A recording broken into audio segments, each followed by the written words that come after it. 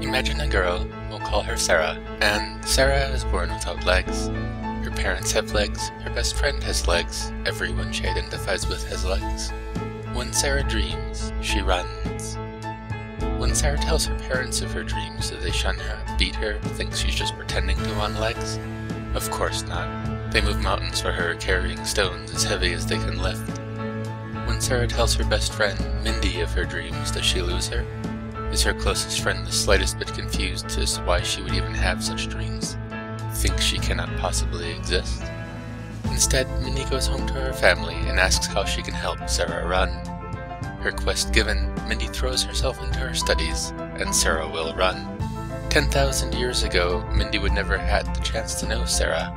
A century from now, Sarah might not know she was born without until her parents tell her. When we think of a human, a default mental picture emerges. 2 eyes, 2 arms, 2 hands. Sarah's desire for fully functioning legs easily gains acceptance. Our brains are wired to find boundaries, however. Every single neuron inside our head is a computer unto itself, adding tens of thousands of numbers, either firing entirely or not at all. When looking at an image, our eyes spend most of their effort transmitting edges and changes. Our minds work ceaselessly to find divisions, categorizing them accordingly. Thus, humans get divided neatly into male and female.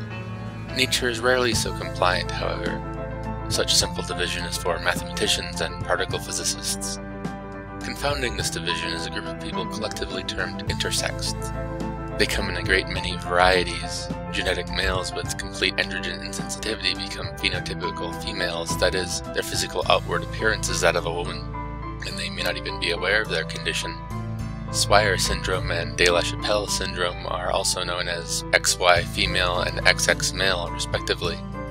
Certain forms of mosaicism or chimerism can also result in various intersex conditions. True hermaphrodites, though exceptionally rare, are probably the most well-known result.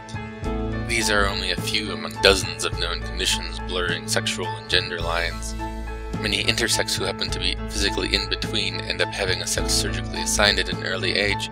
This is not always the one they come to identify with as they grow older.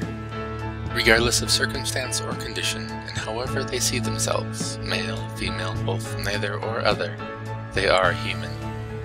It is one thing to acknowledge physical reality as it confronts us.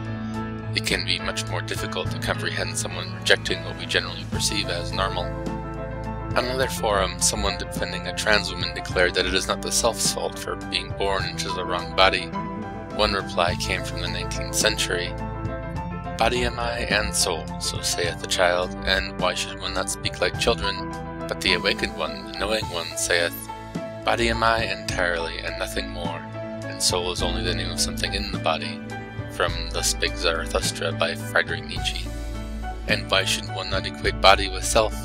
Through these vessels we interact with the world. Likewise, when interacting with another person, their body is always involved as a medium. Yet our words and actions are merely a tinted window for our minds, our body merely the residence. Even if one does equate the body with the self, the brain remains a critical part. Most of the rest of the body can be replaced, substituted, or managed without, and we do not consider such people less human. Medical science continues advancing, and so Sarah will run. Transsexuals have unique problems in our society. The most pervasive of these is that they are somehow fake. Yet between 30 and 40% of surviving trans persons have attempted suicide. One trans woman told me her therapists were surprised that she did not contemplate killing herself.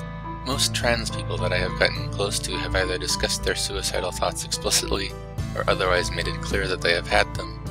Despite suicide rates roughly 10 times the average, they get accused of pretending or vanity.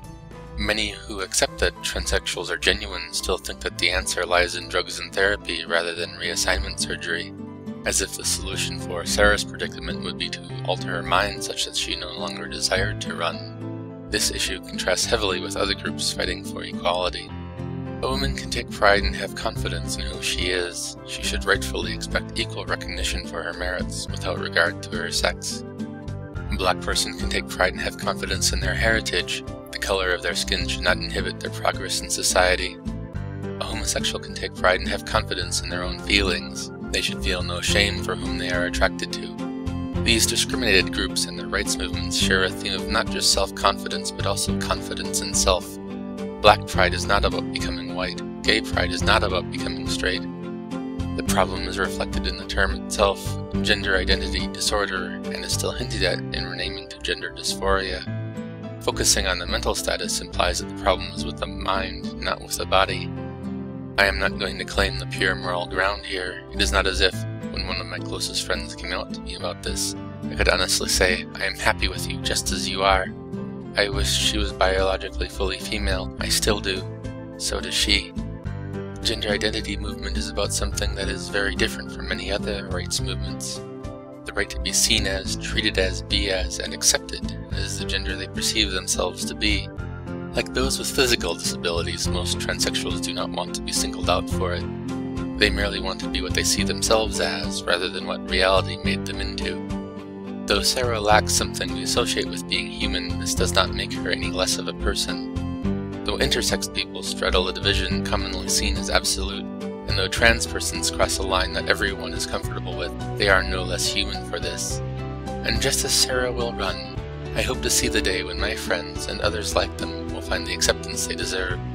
I hope you feel the same. Thank you for listening.